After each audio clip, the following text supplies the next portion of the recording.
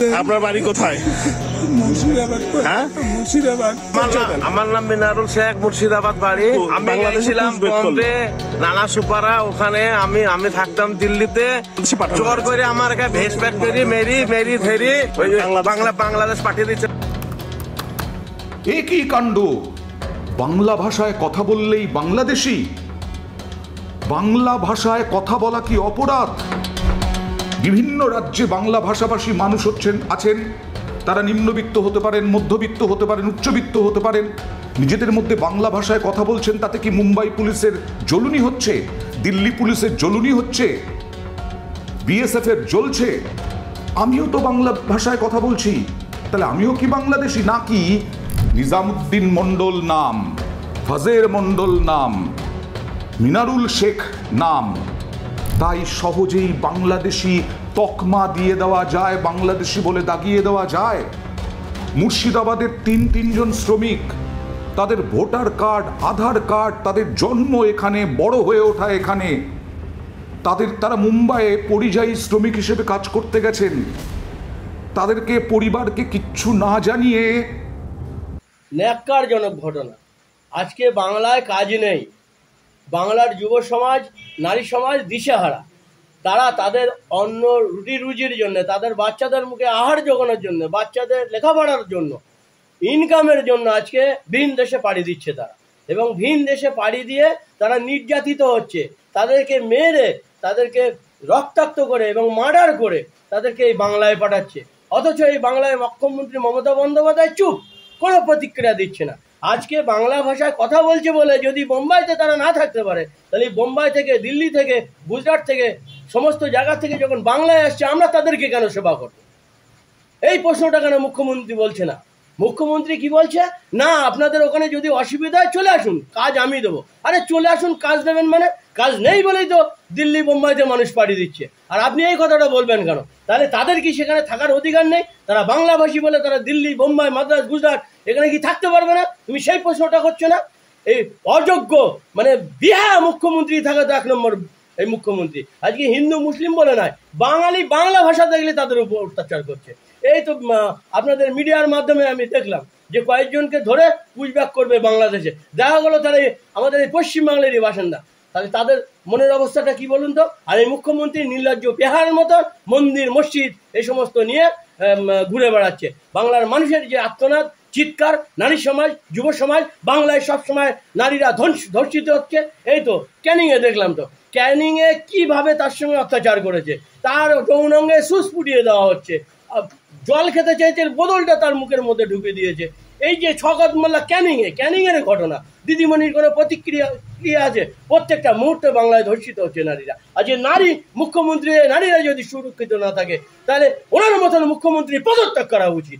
এখনো উঁচু স্বরে কথা বলছে, মাইক্রোফোনের সামনে কথা বলছে, মিডিয়ার সামনে কথা বলছে, মিছিলে মিটিংয়ে কথা বলছে। লজ্জা করে না? ধিক্কার জানাই এই নরখাদক মহিলা মুখ্যমন্ত্রী মমতা বন্দ্যোপাধ্যায়কে। এইটা একটু অ্যাড করে দাও। দেখলাম কি মুম্বাই থেকে যে সমস্ত বাংলাভাষীদের ধরা হলো, সেই বাংলাভাষীদের নিয়ে বাংলাদেশি বলে তাদের পুশব্যাক করানোর জন্য বর্ডার সাইডে নিয়ে যাওয়া হলো। নিয়ে গিয়ে বিডিআর এবং বিএসএফ এর যে ফ্ল্যাগ মিটিংটা হয়, সেই ফ্ল্যাগ মিটিং হলো, গিয়ে দেখা গেল যে আমাদের ইন্ডিয়ারই লোক বাংলাদেশে পার করে দিচ্ছে। তাহলে এরা কত বড় জঘন্য! হ্যাঁ, যে ইন্ডিয়ার মানুষকে বাংলা কথা বলে বলে তাদেরকেও বাংলাদেশে পাঠিয়ে দিচ্ছে। তাহলে কত বড় অযোগ্য! এবং দেখলাম তো যে একটা মানে বয়স্ক মানুষকে তারা খুঁজেই পাচ্ছে না যে কোথায় গেল, তাদের ধরে এনেছে, ওটা কিন্তু খুঁজে পায় না। আমরা তো দেখতে পাচ্ছি জিনিসগুলো। তাহলে এই বাংলা, এই ভারতবর্ষে কি চলছে? হ্যাঁ, মুসলিমরা কি খুব খারাপ? মুসলিমরা খারাপ? আজকে যারা বলছে এই যে আরএসএস এর যে বাহিনী, এই বিজেপি, যারা সাবারকারের, যারা মানে কি বলবো আর কি, জারজ সন্তান, যারা মুসলমানদের উপরে বারবার করে আঙুল তুলছে, তারা কারা? তারা এই সেই সময় যখন ভারতবর্ষ যখন স্বাধীন হয়নি, ব্রিটিশদের পা চট্ট তারা, ব্রিটিশের রক্তে পয়দা এই সাবারকারকে নিয়ে যারা আরএসএস যারা কথা বলে, এরা মুসলমানদের টার্গেট করছে। হ্যাঁ, আরে তোমাদের ইতিহাস পড়তে হবে নরখাদক, তোমাদের ইতিহাস পড়তে হবে। আজকে চলে যাও ইন্ডিয়ান গেটে, ইন্ডিয়ান গেটে চলে যাও। ভারতবর্ষ যখন স্বাধীন হয়েছিল মুসলমানেরা কতটা রক্ত দিয়েছিল, টন টন রক্ত দিয়েছিল, দিয়ে আজকে ভারতবর্ষ স্বাধীন হয়েছে। তাদের দিকে আঙুল তোলো। 100 বছর ধরে এই ভারতবর্ষ স্বাধীন করেছে মুসলমানরা। তারা শাসন করেছে, তারা শোষণ করেনি। তারা আজকে শাসন করেছে। আজকে আপনি তাজমহল থেকে শুরু করে বিভিন্ন সেক্টরগুলো তাকিয়ে দেখেন, আজকে তাজমহল থেকে কত হাজার কোটি টাকা ইনকাম হয় জানেন মাসে। হ্যাঁ, মুসলিমদের শাসনকালেই তো বদৌলতে তারা এগুলো স্থাপিত করে গেছে বলেই তো আজকে সেখান থেকে ইনকাম হচ্ছে। তোমাদের বাহাদুরি হচ্ছে। হ্যাঁ, মুসলমানরা খারাপ। মুসলমানরা আজকে এই সমস্ত স্থাপত্যগুলো তৈরি করে দিয়েছিল, আজকে তোমাদের পেটে অন্ন জুটছে। তোমরা মুসলমানদের দিয়ে টার্গেট করা। মুসলমানরা ভারতবর্ষে যখন স্বাধীন হয়েছিল টন টন রক্ত দিয়েছিল। আমরা এই ভারতবর্ষটাকে মানে কখনোই অন্যরকম পরিস্থিতির মধ্যে আনতে দেব না। যে বা যারাই যতই বিজেপি এবং আরএসএসরা গন্ডগোল করতে চাক না কেন, আমরা এই ভারতবর্ষকে নষ্ট হতে দেবো না, আমরা সংবিধানকে নষ্ট হতে দেবো না।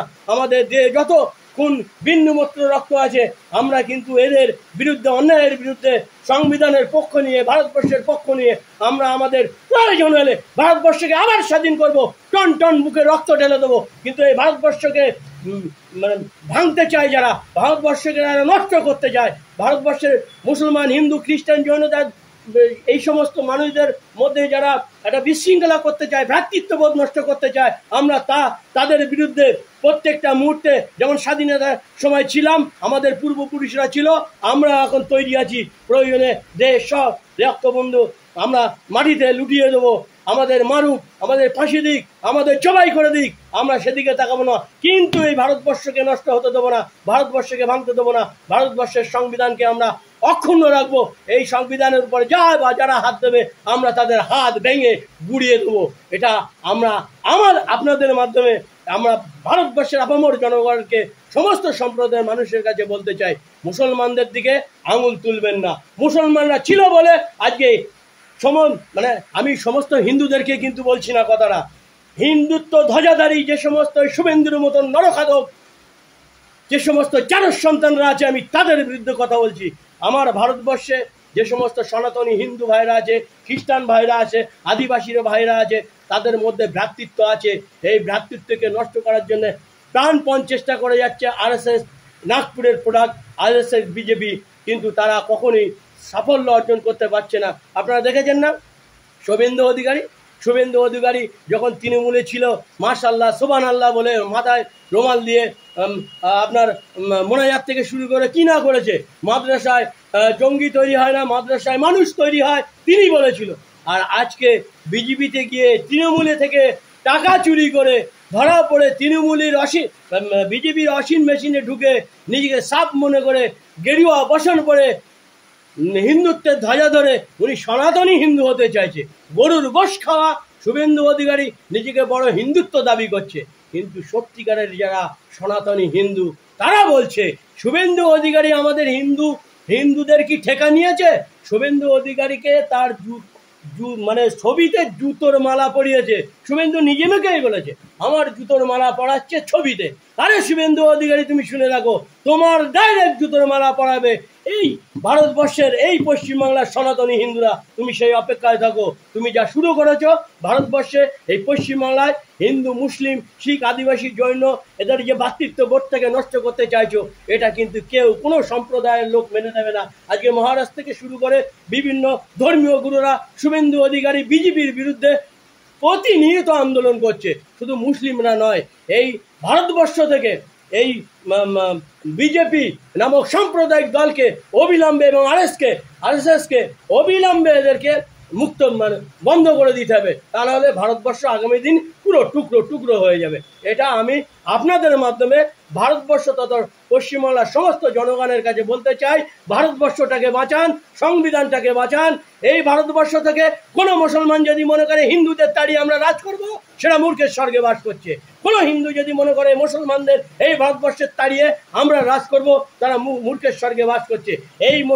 এই ভারতবর্ষ একটা মুসলমানের যতটা অধিকার আছে, একটা খ্রিস্টানের ততটা অধিকার আছে, একটা হিন্দুর ততটা অধিকার আছে, একটা জৈনর ততটা অধিকার আছে, প্রত্যেকটা মানুষের অধিকার আছে। কোথায় শুভেন্দু অধিকারী, কোথায় নাগপুরের আরএসএস, বিজেপি এরা ঠিক করে দেবে, তাই নিয়ে আমাদের চলতে হবে? কখনোই নয়। এই ভারতবর্ষের মানুষ, এই পশ্চিমবাংলার মানুষ, জনসাধারণ, সমস্ত সম্প্রদায়ের মানুষ আঁককে উঠবে আর কিছুদিনের মধ্যে এদেরকে মারতে মারতে মারতে মারতে ভারতবর্ষ পার করে দেবে। আমি বলে রাখলাম।